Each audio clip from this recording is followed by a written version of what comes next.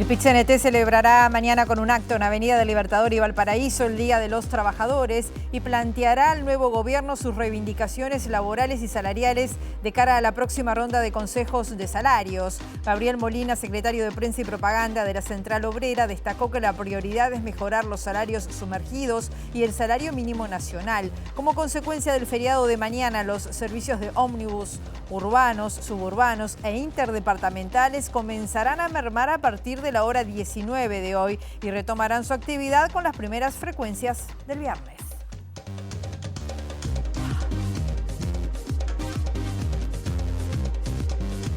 ¿Cómo están? Bienvenidas, bienvenidos a MBD Noticias. Comenzamos con la información con 21 grados a esta hora aquí en Montevideo, en una jornada que va a seguir con el cielo algo nuboso. Nuboso, dice Inumet, periodos de nuboso y los vientos soplando del sector norte entre 10 a 20 kilómetros por hora y periodos de variables con una máxima anunciada de 23 grados. Estamos viendo las cámaras del Centro de Gestión de Movilidad de la Intendencia de Montevideo en Gibraltar, entre Carlos María Ramírez y Japón. Hay obras de saneamiento en Defensa entre Martín García y Nueva Palmira. Hay carga y descarga hasta la hora 19 y en Riachuelo entre Tabaré y Parvadomus hasta las 17 horas también hay carga y descarga.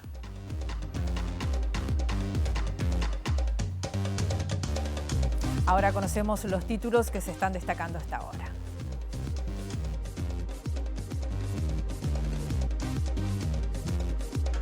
Hoy se conmemora el Día Nacional de los Trabajadores y las Trabajadoras Rurales. En ese marco, esta tarde se realizará un acto oficial en la Sociedad Criolla Avelino Miranda, en el municipio de Santa Rosa. El ministro del Interior, Carlos Negro, concurrió a la Comisión Especial de Seguridad Pública del Senado, donde informó sobre la actuación de la cartera y las líneas estratégicas para el Plan Nacional de Seguridad. Negro explicó que se han desplegado 170 acciones en menos de 60 días. La senadora del Partido Nacional, Graciela Bianchi, se declaró molesta con el director de la OPP, Rodrigo Arim, porque dijo que subestimó a la gente con sus explicaciones sobre los motivos que lo llevaron a no regularizar su casa de veraneo.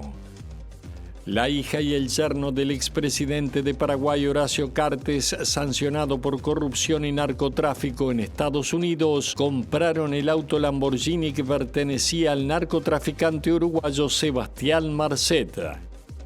La Intendencia de Montevideo lanzó esta mañana la 23ª edición del programa Barrido Inclusivo. Se anotaron casi 16.000 mujeres en un programa que tiene 100 cupos. Se sortearon 96 de ellos y los restantes 4 son derivados institucionalmente por el Instituto Nacional de Rehabilitación. El ministro de Relaciones Exteriores, Mario Lubetkin, adelantó que este viernes en la cumbre de cancilleres del Mercosur se comenzará a trabajar sobre la modernización del bloque.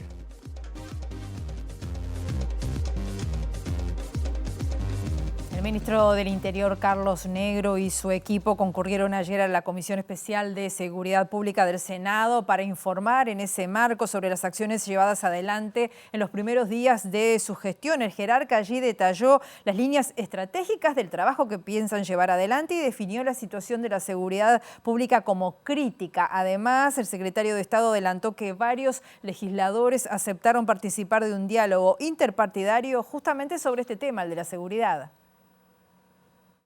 Estamos trabajando en el plan desde que vamos a organizar y dimensionar los diferentes rubros que requiere esto en un proyecto de ley y con miras y con aspiraciones que se concrete en la ley de presupuesto. Estamos trabajando para ello.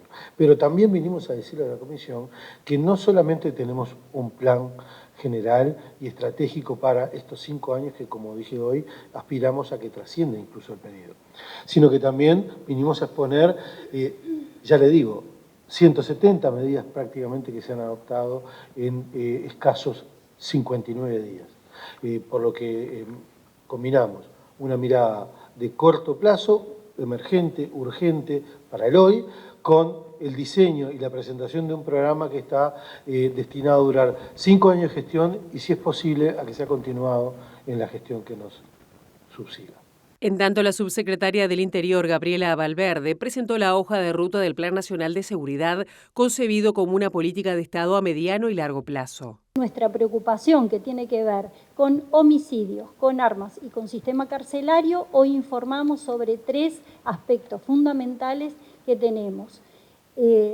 Una disuasión focalizada, un estudio sobre homicidios y una disuasión focalizada donde establecemos líneas estratégicas nuevas y disruptivas para atacar el tema de los homicidios. También en temas de armas estamos trabajando en nueva normativa, nueva fiscalización y una política de desarme en la población civil. El senador del Partido Nacional, Nicolás Martinelli, dijo que el ministro del Interior, Carlos Negro, no aportó novedades sobre el plan de seguridad del gobierno durante esta comparecencia de ayer en el Parlamento. La novedad fue el continuismo.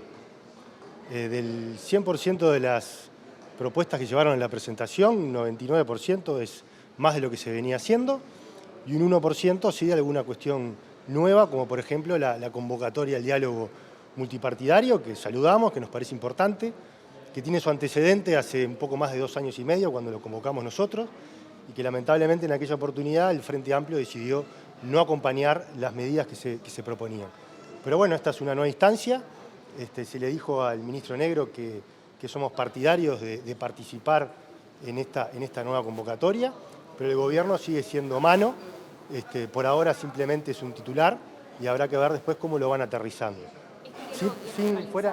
Fuera de esto, no hay, quedó claro, y lo dijo explícitamente el ministro, no hay un plan de seguridad pública, están trabajando sobre la base de un plan de seguridad pública, que estaría pronto, si se cumplen todos los plazos del cronograma que ellos manejaron ayer en la presentación, recién para mayo del año 2026. Es decir, que mientras tanto, los uruguayos tendremos que estar a libertad responsable, esperando que este plan se empiece a construir.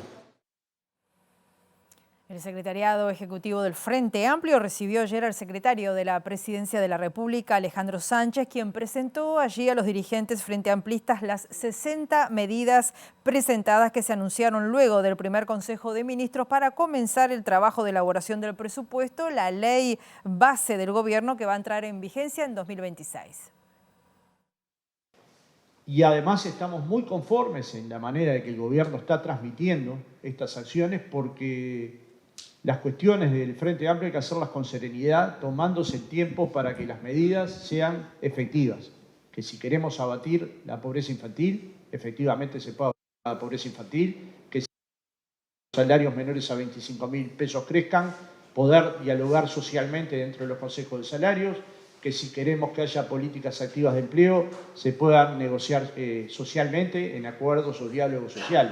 Entonces encontramos una consonancia muy fuerte entre el planteo del gobierno y las aspiraciones que tiene el Frente Amplio para estos 5 años, que entendemos bien claro, son bien distintas. El gobierno tiene que gobernar, el Frente Amplio trazar la perspectiva y hacer política, y eso es lo que va a pasar. Estas reuniones van a ser periódicas, y en la medida de lo posible le vamos a estar comunicando a la población qué surge de las mismas.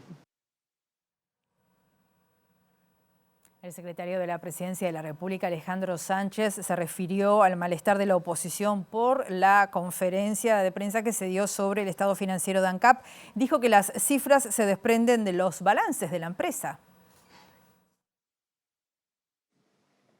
Yo me crié en una familia con 5 hermanos, pero éramos 2 y después vino una tanda de 3. Y cuando teníamos problemas en casa, uno le echaba la culpa al otro, ¿no? Entonces yo escucho a la oposición ahora diciendo que le echa la culpa al déficit de ANCAP, que después de una década ANCAP tiene un déficit importante, y le echa la culpa a los sindicalistas. Entonces para la oposición la culpa siempre es de otro, nunca de ellos. Lo cierto es que lo que se comunicó con transparencia es que después de 10 años ANCAP ha tenido un balance negativo y que además ha asumido compromisos financieros, porque ha tomado préstamos bancarios del orden de los 255 millones de dólares, y que de hecho en noviembre del año 24 asumió un préstamo de 160 millones de dólares. Esto es lo que hemos dicho. Y si eso es así, ¿verdad? Y además en ese proceso lo que ha sucedido es que el supergas ha subido de manera importante, y que no hemos tenido una reducción drástica de los combustibles en el país, se debe a que la gestión que se llevó adelante en ANCAP, desde nuestro punto de vista, es una gestión que no ha dado buenos resultados. Y eso es lo que hemos transmitido, y eso es lo que está publicado en la página de ANCAP, que es su balance. Claro, después la oposición vendrá a decir que la culpa la tiene FANCAP, que la culpa la tiene el Frente Amplio, la guerra en Rusia. Yo creo que hay que dar vuelta a la página de los gobiernos que viven echando la culpa y pasar efectivamente a un gobierno como el nuestro, que se está haciendo cargo de la realidad de ANCAP y la está gestionando. Sánchez respaldó al director de la OPP, a Rodrigo Arim, luego de la denuncia periodística sobre una presunta irregularidad en su vivienda de veraneo en el balneario Solís. Muchas veces las regulaciones que se han sido acumulativas generan una complejidad. Ya no lo veamos en el tema de la vivienda, veamos en el tema de las pequeñas y medianas empresas. Si tú sos una empresa grande, tienes un estudio jurídico que te lleva adelante los temas. Si sos una pyme, tenés enormes dificultades. Y nosotros anunciamos en Colonia justamente esto como parte de la promoción y el desarrollo de las pymes. O sea que podríamos incorporar a este debate eso. De todas maneras, quiero simplemente decir que a mí me parece muy bien que cada integrante que tiene una responsabilidad de gobierno, por supuesto, como todo ciudadano, tiene que tener responsabilidades ciudadanas. Pero me parece que se está exacerbando en algunas medidas como de lo que estamos haciendo. Y me preocupa mucho más, en todo caso, los políticos que se enriquecen a los políticos que tienen deuda. La senadora Blanca Graciela Bianchi dijo hoy que le molestó que el director de la OPP, Rodrigo Arim, subestime a la gente en sus explicaciones sobre los motivos que lo llevaron a no regularizar su casa de veraneo y no pagar el impuesto de primaria. Para Graciela Bianchi, Arim debió haber asumido que no había cerrado la obra. Es complejo todo esto. Por un lado, no quiero entrar en una casa de brujas, y por otro lado, siendo rector de la universidad y director del OPP, lo que me molesta fundamentalmente no es solo que deba, lo que me molesta es que nos subestime en las explicaciones. Lo que no corresponde es lo que dijo como respuesta. Es decir, tendría que haber asumido que efectivamente no cerró la obra en 10 años, lo cual le hace no pagar el impuesto a primaria porque el valor real catastral es un monto que no es imponible. Claro, si no se declaran las obras, y además de contribución inmobiliaria se paga muchísimo menos. O sea, ¿es un esquema de evasión como en el caso de Cairo? No. Pero lo que pasa es que es quien es. La diputada Tatiana Antúnez del Frente Amplio se refirió a la citación al Parlamento de la ministra de Industria, Energía y Minería, Fernanda Cardona, por la situación de ANCAP y destacó que es importante la asistencia de la jerarca para que se despejen todas las dudas. Además, Antúnez cuestionó el tono de la oposición respecto al tema y dijo que daña las discusiones de fondo. Se hizo una solicitud para recibir al Ministerio de Industria, en este caso para esta temática. Nosotros no lo planteamos en carácter de urgente, veíamos la posibilidad de que en cualquier momento la ministra pudiera asistir. Por lo tanto, esto que se publica por parte de la ministra Cardona es cierto, no se la ha convocado en carácter de urgente desde la comisión.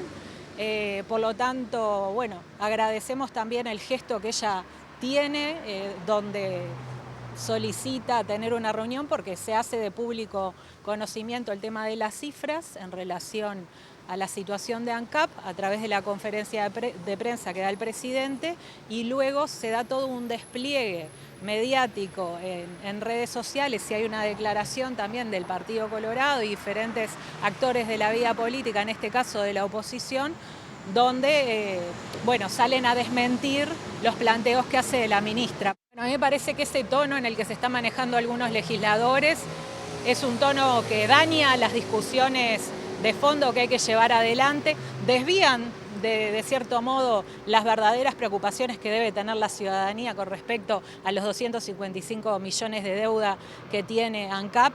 Por lo tanto, entendemos que no es la forma de dar la discusión. ministra de Defensa Nacional, Sandra Lasso, confirmó que inició una investigación administrativa para conocer los detalles de la compra de las patrullas oceánicas OPB a la empresa Acardama. Lasso dijo que el exministro Armando Castaindebat entregó un expediente incompleto y que el equipo de la cartera que estudia el proceso licitatorio detectó errores de procedimiento en la actuación de los 4 oficiales de la Armada que fueron sancionados. Esa información que fue muy difícil obtener desde la oposición, no ha sido más sencillo encontrarla desde el propio ministerio. Eso como primer punto. Como segundo punto, entendemos que esa preocupación que manifestábamos haciendo un poco lo que era el historial de cómo comenzó esta situación, siendo una licitación, dejándola desierta, pasando a ser una compra directa, todo el proceso que involucró luego la presentación en TCA, lo que fueron los votos divergentes en ese escrito, la obtención o la difícil aparición en escena de las garantías, de los avales. Todo eso hoy, desde el Ministerio, hemos tenido las mismas dificultades. Por ejemplo, más allá de que quien realizó con nosotros la transición, el doctor Armando Castaindebat, ministro por entonces de Defensa, nos entrega finalmente la documentación al respecto. Era, por decirlo así, un expediente que no estaba completo, digamos.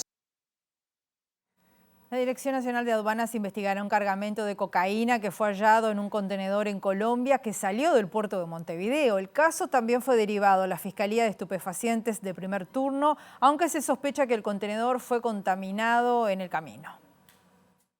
La noticia compartida en redes sociales por Carlos Fernando Triana, director general de la Policía Nacional de Colombia, dio cuenta de la incautación de 1.938 kilos de cocaína en el puerto de Buenaventura, en el Valle del Cauca, considerado el principal de ese país sobre el Océano Pacífico. Se estima que la droga que estaba camuflada tendría un valor de $63 millones. Por este motivo, la Dirección Nacional de Aduanas está realizando una exhaustiva investigación. La investigación está involucrando a oficinas de inteligencia internacionales tales como la Organización Mundial de Aduanas y la de la Oficina de las Naciones Unidas contra la Droga y el Delito. Además, se ha informado de los hechos a la Fiscalía de Estupefacientes de primer turno a cargo de Angelita Romano. La Dirección Nacional de Aduanas viene realizando una investigación a través de la Oficina de Enlace de Inteligencia Regional de la Organización Mundial de Aduanas y del Programa de Control de Contenedores para conocer los detalles de la operación realizada en Colombia. Las consultas solicitadas a través de estas organizaciones internacionales se extiende a las aduanas de Brasil, Ecuador y Colombia, puertos en los que hizo escala y fue detenido finalmente el contenedor con la droga. Según se consigna, se identifican algunos de los hechos sospechosos, como que el precinto que se colocó en el puerto de Montevideo no es el mismo que cuando llegó a Colombia y que supuestamente fue instalado en Ecuador, algo que por el momento no está explicado. Por otra parte, se señala que el contenedor fue embarcado por una empresa exportadora de amplia trayectoria, una gran actividad y sin antecedentes negativos en cientos de verificaciones que se le realizaron. El contenedor en cuestión embarcó en el puerto de Montevideo el viernes 14 de marzo y desembarcó el sábado 15 de marzo en el puerto de Río Grande do Sul. Luego pasó por Guayaquil para luego ir hacia Colombia. La hija y el yerno del expresidente de Paraguay, Horacio Cartes, sancionado por Estados Unidos por corrupción y narcotráfico, compraron el auto Lamborghini que pertenecía al narcotraficante uruguayo Sebastián Marcet. En 2013, los apellidos Marcet y Cartes ya habían estado asociados cuando el tío del entonces presidente paraguayo fue detenido en Durazno con casi media tonelada de marihuana, propiedad del uruguayo. El 29 de junio de 2013, pilotos de la Fuerza Aérea Uruguaya interceptaron y obligaron a aterrizar a una avioneta que volaba en forma irregular tras ingresar al país por Bella Unión. El piloto era Juan Domingo Viveros Cartes, tío del entonces presidente de Paraguay, por lo que el caso tuvo fuerte impacto regional e internacional por la asociación del apellido de un mandatario en funciones con el narcotráfico. En aquel momento, Sebastián Marcet todavía era un desconocido conocido para quien Juan Domingo trasladaba 450 kilos de marihuana. Los dos terminaron en prisión. Las sospechas sobre Horacio Cartes se ampliaron al punto que tanto dentro de su partido Colorado como desde la oposición paraguaya lo acusan de ser parte del mundo criminal. Por ejemplo, cuando el candidato del Partido Radical, Efraín Alegre, le dijo en 2023 al embajador de Estados Unidos que el expresidente no era un empresario, sino un narco, y ese mismo año la potencia norteamericana lo sancionó quitándole la visa y congelando sus activos. En este contexto, la hija del expresidente Sol Cartes y su yerno compraron este martes una de las 3 Lamborghini que le habían sido incautadas en 2021 a Marcet en el marco de la Operación Ultranza, la más grande pesquisa antidrogas en la historia paraguaya. La base era de $162.000 y se terminó vendiendo por $187.000. Recibimos con mucho gusto a nuestro periodista Eduardo Delgado con noticias de la campaña por la elección que se viene ahora nomás el 11 de mayo, elecciones municipales. ¿Cómo estás? Bienvenido. Un gusto saludarte, Rosina. Así es, estoy con una de las 3 personas que son candidatas a intendentes por Montevideo, con Verónica Piñeiro, y con el candidato único del Frente Amplio en Canelones, Francisco Leñani, quienes acaban de firmar un acuerdo que refiere a la protección del agua y a la gestión sostenible de la cuenca del río Santa Lucía. Así que aprovecho primero a preguntarle al candidato a intendente de Montevideo, de Canelones, en los grandes lineamientos de este acuerdo. Sí, son 10 puntos que los suscribimos en un primer momento con autoridad del Ministerio de Ambiente en un encuentro por el agua que realizamos en Santa Lucía, que se enmarca en la protección y el cuidado del agua en la cuenca del río Santa Lucía. La cuenca de Santa Lucía la integramos 6 departamentos: Montevideo, Canelones, San José, La Valleja, Florida y Flores. Nos queda visitar a los compañeros de Flores y la idea es asumir este compromiso entre todos los candidatos y candidatas de la fuerza política en estos 6 departamentos. La cuenca de Santa Lucía abastece con el 60% de agua para consumo del país. Tiene, además del agua superficial, el acuífero Raigón de agua subterránea muy aprovechable también. Son más de 13.000 kilómetros cuadrados de cuenca. Y el déficit hídrico que nos pegó el año pasado fue un grito para todas y para todos de lo importante que es tener el cuidado del agua. Entonces, acá lo que se trata es de fiscalizar, de sancionar en caso de que haya contaminación por parte de las industrias que estén al borde de la cuenca. Por supuesto que concientizar, educar, charlas en jardines, escuelas y liceos, que en Canelones lo hacemos, monitoreo del agua, plantas de tratamiento, red de saneamiento, que en Montevideo en ese sentido está bastante avanzado con respecto al resto de los departamentos, y aunar esfuerzos entre el Gobierno Nacional, gobiernos departamentales y municipios. Porque carece de sentido totalmente que 1 o 2 departamentos trabajen en el cuidado del agua y el resto de los departamentos que integran la cuenca no lo hagan. Entonces, en ese marco estamos suscribiendo con los distintos candidatos y candidatas este compromiso, y la idea es, luego del 11 de julio llevarlo al Congreso Intendente y hacer una política nacional. Piñeiro, el tema del área metropolitana ha sido central para los 3 candidatos del Frente Amplio y su gestión en la intendencia refiere a temas ambientales. Le pregunto, ¿en qué se ata esto a Montevideo? Bueno, tiene mucho sentido pensar en la gestión de los recursos hídricos y en la protección del agua con una mirada desde Cuenca, ¿no? Desde toda la cuenca, y por eso también esta iniciativa que Francisco propone para el acuerdo y el compromiso por el agua, de todos estos puntos que plantea, que tienen que ver con la protección del recurso, pero también con el control de las industrias, con el conocimiento que se tiene que desarrollar en torno al agua subterránea, en torno a esta cuenca, que también es muy importante. Creo que va en ese camino, en pensar en conjunto entre todos los departamentos que tienen que ver con la cuenca, entre los municipios, una articulación que también tiene que ser a nivel nacional. La importancia de la cuenca del río Santa Lucía es sustantiva para Uruguay, abastece a más de la mitad de la población de Uruguay. Pensar en gestionarla particularmente desde alguno de los lugares no sería muy razonable, en algo que este compromiso por el agua y la gestión del agua tiene que ser una política de Estado, y en eso también todos los niveles de gobierno tienen que aportar. Desde Montevideo tenemos mucha experiencia en cuanto al monitoreo de la calidad, al control de los efluentes. También la presencia de Montevideo en el área protegida Humedales de Santa Lucía también hace a este cuidado y a la posible coordinación y trabajo en conjunto con los municipios y con los gobiernos departamentales de otros departamentos. ¿Este acuerdo tiene que trascender las candidaturas? ¿Este acuerdo tiene que quedar ya comprometido a los próximos gobiernos departamentales? Yo creo que es bien importante la los 10 puntos que se marcan, que tienen que ver, ¿no?, con saneamiento, con buscar mejor conocimiento de la cuenca, con la reconstrucción ecológica que se plantea también de los márgenes, me parece que es bien importante para que sea parte de políticas de control del agua y compromiso con el cuidado del recurso, que obviamente tienen que trascender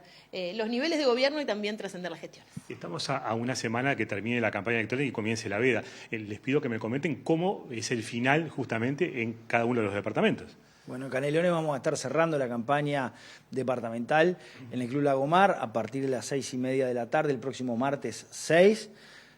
Con la compañía de Jorge Nasser, va a estar hablando la presidenta de la departamental, Susana Muñiz, el presidente de la Fuerza Política, Fernando Pereira, y bueno, y quien habla como candidato, vamos a estar cerrando allí, así que convocamos a todas y todos los vecinos del departamento de Canelones que nos acompañen en ese cierre.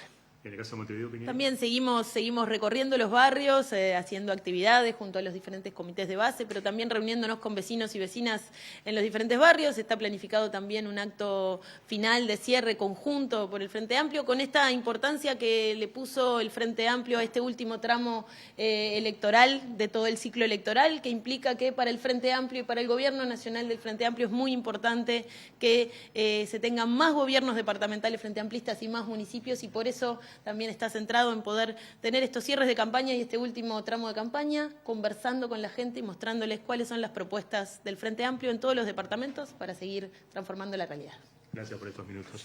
Rosina, eran los dos candidatos del Frente Amplio en Canelones y en Montevideo, refiriéndose a este acuerdo referido a la cuenca del río Santa Lucía.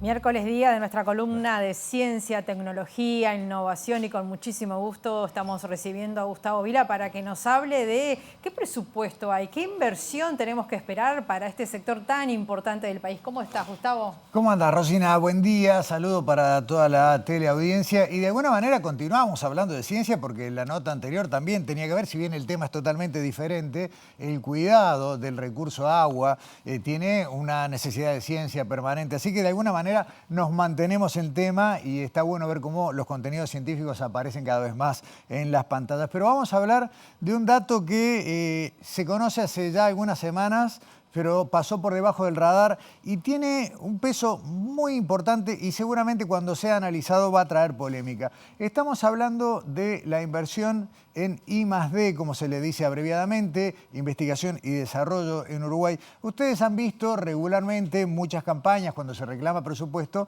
incluso en esta pantalla se han visto y se ven algunas cuantas, que se pide un 6+1, que quiere decir un 6% del PBI para educación y un 1% del PBI para ciencia y tecnología. Históricamente se ha coincidido que Uruguay está muy lejos de ese 1%, que en general no venía llegando ni siquiera a la mitad, ni al 0,5% de inversión en investigación y desarrollo, muy lejos, pero muy lejos de los principales países en el mundo que marcan una tendencia y de alguna manera un anhelo en este sentido. Entonces es muy llamativo y deja una sensación de perplejidad, pero a ver, también de alegría, ver que el dato de 2023 muestra un incremento muy alto en la inversión en investigación y desarrollo en nuestro país. Estamos viendo en pantalla lo que es la placa que muestra primero la gráfica, ¿no? Cómo se llega en el 2023 a esa cifra de 548 millones de dólares,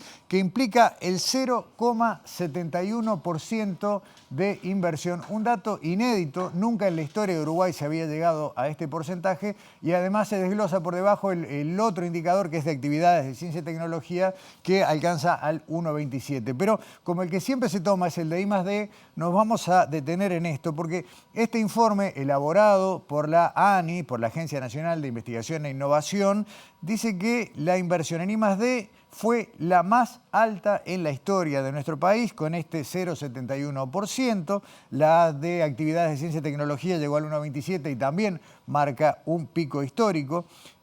El 44%, este es otro dato muy llamativo, que el 44% de la inversión en I+D corresponde al sector productivo privado y que la inversión pública se hizo cargo del resto de ese volumen. Insisto, un dato muy grande que está motivado porque, bueno, por estas 5 instituciones que son las que más invierten en investigación y desarrollo en Uruguay. Las vemos ahí en detalle. Universidad de la República, UTE, INIA, Instituto de Investigaciones Agropecuarias, la Intendencia de Montevideo y la ANI, la Agencia Nacional de Investigación e Innovación. Estas son las 5 instituciones públicas que se llevan una buena parte de ese 55% de la inversión de ciencia. Y llama la atención ver, por ejemplo, a organismos como la Intendencia de Montevideo en esta medición, en este dato, y les vamos a contar rápidamente. Desde 2017...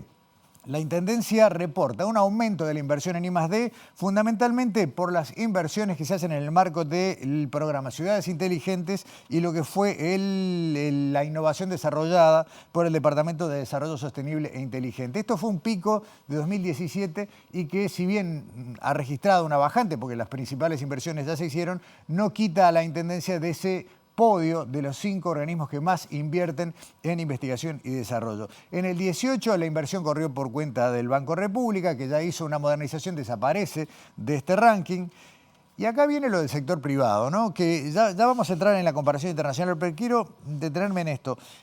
Globant y Mercado Libre, ustedes recordarán, durante la pandemia anunciaron que trasladaban sus operaciones a Uruguay. Esas inversiones totalizaron más de la mitad de la inversión del sector privado en ciencia y tecnología y lleva a lo que fue ya un aumento importante el año pasado que causó bastante curiosidad por los números. Están muy concentrados en pocos actores, pero son indicadores que vale la pena. Y en el 2023, el año que registra este nuevo incremento, el salto correspondió a la inversión que realizó UTE por incorporar trazadores a su sistema de información, que permitió conocer en más detalle la inversión que realiza habitualmente la empresa de electricidad propiedad de todos los uruguayos. Y acá un pequeño paréntesis, se le reclama, y mucho más que esto, a las empresas públicas de nuestro país, sobre todo ANCAP, UTE y OCE, que realicen un esfuerzo mayor en la inversión en ciencia y tecnología. Bueno, acá hay un pequeño reflejo. ¿Cómo queda Uruguay en el contexto regional y global con este dato? Bueno,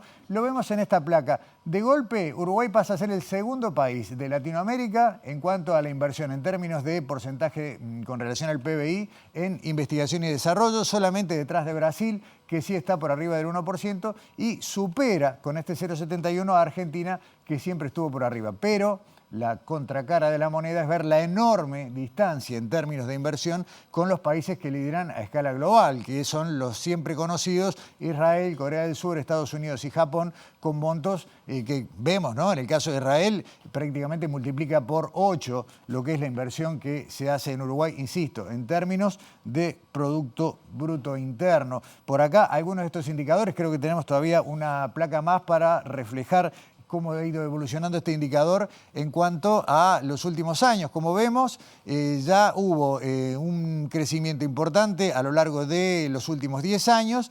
Hay una caída en el periodo post-pandemia, hay un pico grande durante la pandemia, como todos recordamos, esto no hace falta explicarlo, y este crecimiento del 0,71, lo cual coloca a la inversión en investigación y desarrollo en Uruguay muy cerca, si bien hace falta un esfuerzo grande, de ese famoso 1%. Después se abre toda la discusión de cómo debe distribuirse esta inversión y si es sano que esté concentrado en pocos actores, pocas empresas privadas, pocos actores públicos. Esto de alguna manera concentra y evita determinados crecimientos, pero no deja de ser una noticia buena, sorprendente, que nos deja bastante cerca de ese 1% que forma parte de algunas promesas de campaña y que ya se ha dicho que en este periodo difícilmente se alcance, aunque se ha prometido que se va a mantener el crecimiento de esta inversión año por año. Así que nada, una noticia que nos sorprendió cuando lo vimos, son datos del mes pasado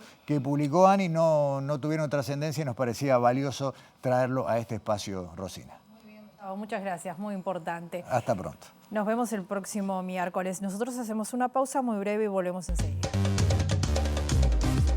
Segundo bloque de MB Noticias. Continuamos con información con 21 grados a esta hora aquí en Montevideo. Hay novedades importantes desde la Intendencia de Montevideo que tienen que ver con la maratón de Montevideo, que es esperada por muchísima gente. Allí está nuestro periodista Diego Martini. ¿Cómo estás, Diego? Un gusto tenerte. ¿Qué tal, Rosina? Buen mediodía para vos todas y todas. Así es, se realizó recientemente el lanzamiento de la 10ª edición de la Maratón de Montevideo. Estamos con la directora de Deportes, Silvia Pérez, a quien le agradecemos por estos minutos. Bueno, ¿qué significa una nueva maratón? Una maratón también récord de participantes. Sí, bueno, estamos muy contentos. Primero es la 10ª edición de la maratón y tuvimos en el lanzamiento a las 2 personas que la ganaron hace 10 años. Y bueno, además es un récord de participantes, tenemos 5.500, se duplicó los que corren 42, que bueno, siempre son los menos. El año pasado fueron 700, este año 1.400. También aumentó mucho los que hacen 21, la media maratón, tenemos 2.300 inscriptos para eso. Y bueno, y estamos muy contentos. Y lo que ellos destacaban, ¿no? que hace 4 ediciones que la Maratón de Montevideo recorre más de 26 barrios de la ciudad, que eso es lo que hacen las grandes maratones del mundo, en todas las ciudades del mundo. Y bueno, y a los montevideanos les cuesta un poco asumir, ¿viste? Que de repente van a salir a la feria el domingo y está la calle cerrada y se enojan, pero hay ciudades mucho más grandes que Montevideo, Tokio, Nueva York, Berlín, con enormes maratones donde corre muchísima más gente y la gente lo tiene asumido, es una cosa cultural. A nosotros nos cuesta, yo espero que año a año la gente se entienda que es un día al año, que es una fiesta de toda la ciudad y que bueno, es un ratito que no puede ir a la feria, después puede. ¿Tienen participantes también del exterior? Mucha gente. Esta vez, mira, tuvimos que abrir las inscripciones de la maratón en octubre, incluso antes de la San Felipe y Santiago, cosa que nunca había pasado, porque nos estaban escribiendo de Brasil y de Argentina que ya se querían inscribir. Esta vez tenemos mucha participación extranjera, casi siempre gente de Latinoamérica, pero también la otra vez, hace 2 años, llegó un grupo de holandeses que no entendimos de cómo habían aparecido acá, que le pusieron una onda a la carrera impresionante. Además eran ellos y los acompañantes, porque la gente que viene del exterior siempre viene a correr a alguien y traen acompañantes, y pusieron una onda a la carrera espectacular. Siempre viene gente de afuera. Este crecimiento también expone algo que pasa durante el año con los montevideanos y las montevideanas, que cada vez participan más del deporte y en el espacio público. Sí, yo creo que sí, que la gente hoy sabe la importancia que tiene el deporte, ¿no? Para la salud física y para la salud mental, que es muy importante. Y cada vez vos salís por la Rambla cualquier día y cada vez ves más gente corriendo, andando en bicicleta, y creo que también por eso hay cada vez más inscriptos en la maratón. En la palabra entonces de Silvia Pérez, directora de Deporte, cuando se acaba de realizar el lanzamiento entonces de esta 10ª edición de la Maratón de Montevideo, que se va a estar desarrollando el próximo domingo, y también en nuestra edición central estaremos ampliando algunos cortes que tendrá la ciudad ya desde el sábado en la noche por las principales arterias de la ciudad. Muchas gracias, Diego.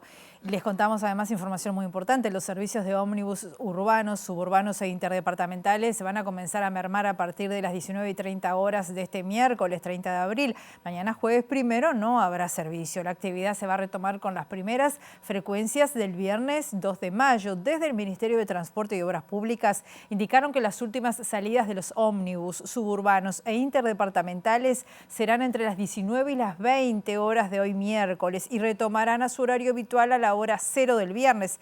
El sistema de transporte metropolitano habilitó una búsqueda especial de servicios para la víspera del 1 de mayo, cuyos horarios se pueden consultar en su web. Por su parte, los taxis afiliados a UNOT van a trabajar hasta las 0 de este jueves y retomarán el servicio el día siguiente, el viernes.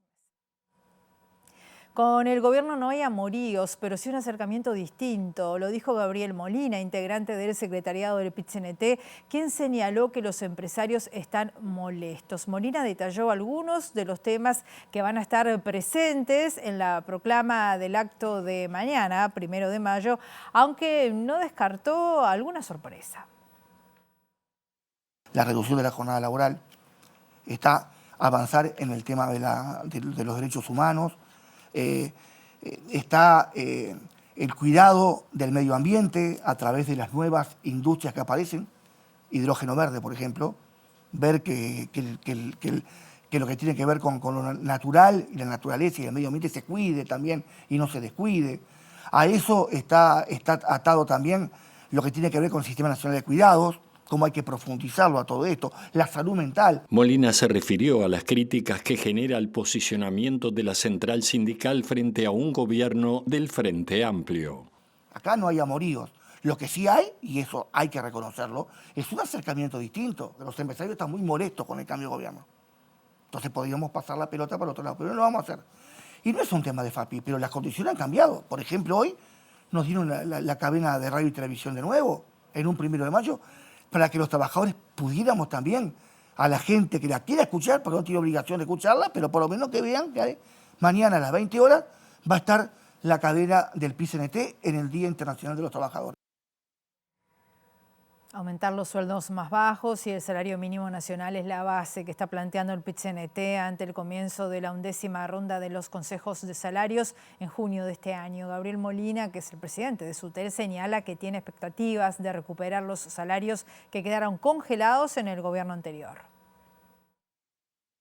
Lo que tiene que ver con los consejos de salario, nosotros arriba de la mesa estamos de acuerdo, porque se lo hemos planteado a él, es comenzar a aumentar los sueldos más bajos, aumentar el salario mínimo nacional, que con eso aumenta todo, aparte, ¿no?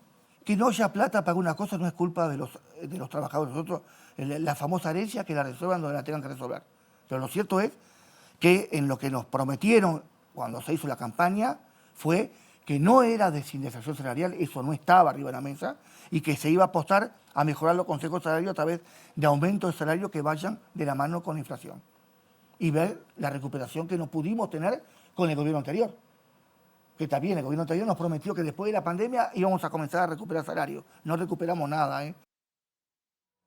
Y hoy se conmemora el Día Nacional de los Trabajadores y las Trabajadoras Rurales. En ese marco, esta tarde se va a realizar un acto oficial en la Sociedad Criolla Avelino Miranda, en el municipio de Santa Rosa. María Flores, que es la presidenta del Sindicato de los Trabajadores y las Trabajadoras Rurales, dijo que siguen existiendo estancias y tambos en los que se trabaja de sol a sol y que muchos patrones abusan de la ignorancia y necesidad de la gente.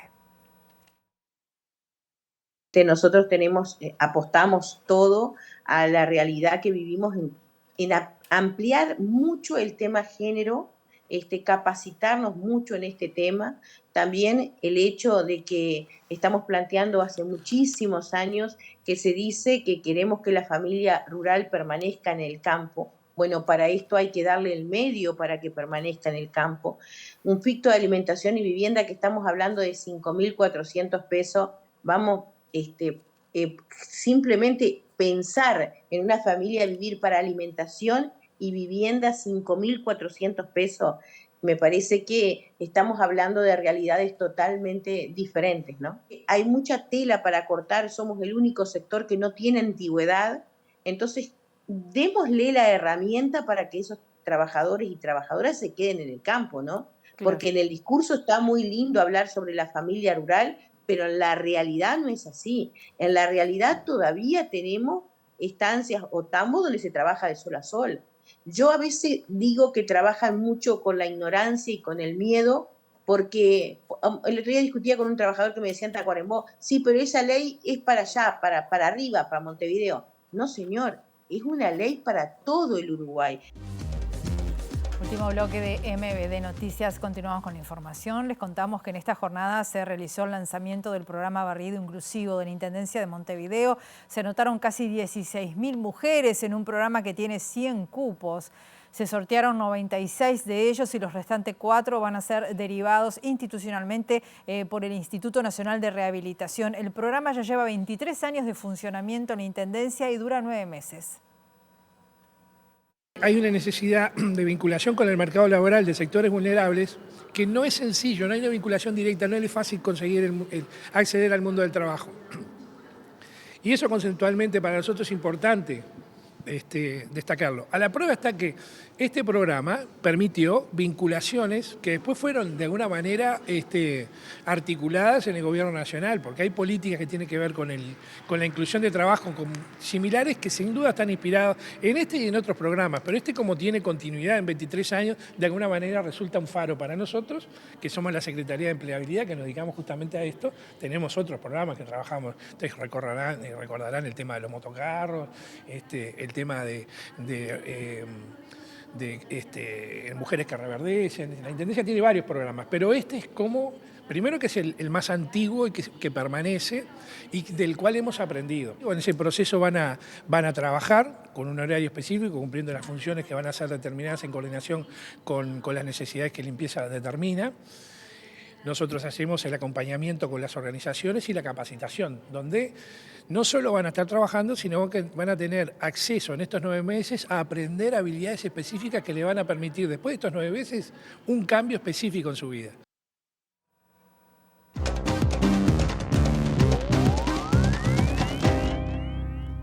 El ministro de Relaciones Exteriores, Mario Lubetkin, adelantó que este viernes en una nueva cumbre de cancilleres del Mercosur en Buenos Aires se va a comenzar a delinear la modernización del bloque. En declaraciones a la agencia EFE, el canciller aseguró que Uruguay tratará de reforzar al Mercosur contemplando las estrategias particulares de cada socio. Nos juntaremos, evaluaremos qué pasó hace 3 semanas, de los pasos que habíamos decidido, de empezar a reflexionar sobre la modernización, o sea, la comprensión de que este Mercosur debe ser modernizado y armonizado de nuevo tipo, y veremos hasta dónde hemos llegado. Ojalá que podamos dar pasos adelante, porque cada bloqueo que tengamos es perder tiempo, y el tiempo es precioso en función de los cambios económicos que se están dando. Nosotros vamos a, como lo hacemos siempre, vamos a tratar de ayudar para reforzar el Mercosur, para reforzar Uruguay, para proyectarnos y que todos los países estemos cómodos en función de las estrategias de cada uno. Nosotros estamos cómodos si este Mercosur avanza. Nosotros estamos cómodos si este Mercosur se consolida pero no se paraliza. Hablamos de modernización. Modernización significa cómo se amplían negociaciones múltiples para que nosotros tengamos más mercados, mayores posibilidades. Nos vamos, volvemos a las 18:55 con nuestra edición central y el viernes, tempranito a las 8, la primera edición. Que tengan mañana un muy feliz día, que pasen bien.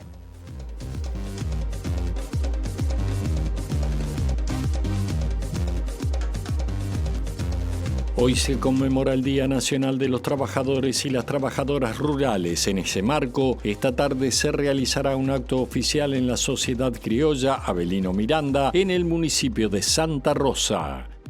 El ministro del Interior, Carlos Negro, concurrió a la Comisión Especial de Seguridad Pública del Senado, donde informó sobre la actuación de la cartera y las líneas estratégicas para el Plan Nacional de Seguridad. Negro explicó que se han desplegado 170 acciones en menos de 60 días. La senadora del Partido Nacional, Graciela Bianchi, se declaró molesta con el director de la OPP, Rodrigo Arim, porque dijo que subestimó a la gente con sus explicaciones sobre los motivos que lo llevaron a no regularizar su casa de veraneo. La hija y el yerno del expresidente de Paraguay, Horacio Cartes, sancionado por corrupción y narcotráfico en Estados Unidos, compraron el auto Lamborghini que pertenecía al narcotraficante uruguayo Sebastián Marcet. La Intendencia de Montevideo lanzó esta mañana la 23ª edición del programa Barrido Inclusivo. Se anotaron casi 16.000 mujeres en un programa que tiene 100 cupos. Se sortearon 96 de ellos y los restantes 4 son derivados institucionalmente por el Instituto Nacional de Rehabilitación. El ministro de Relaciones Exteriores, Mario Lubetkin, adelantó que este viernes en la cumbre de cancilleres del Mercosur se comenzará a trabajar sobre la modernización del bloque.